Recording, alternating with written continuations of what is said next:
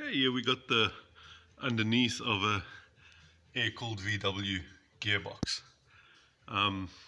As you guys well know, that's the drain plug, and this is the filling plug.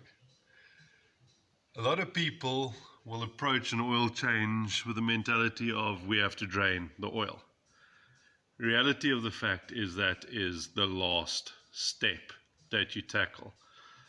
The correct sequence to do is you start off, very first step, open the filler plug.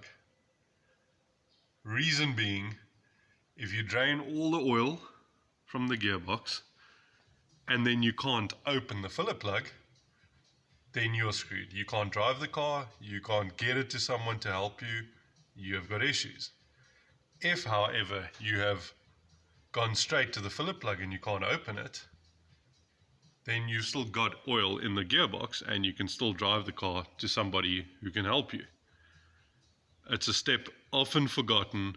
I've helped numerous people get the plug off. I've had to go to people's houses to get the filler plug off after they've drained the gearbox oil, just because they got the sequence the wrong way around.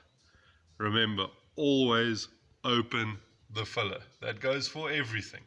Every oil change you do, make sure you're ready to top it up and fill it up before you drain it. Draining is always the last step in the draining sequence.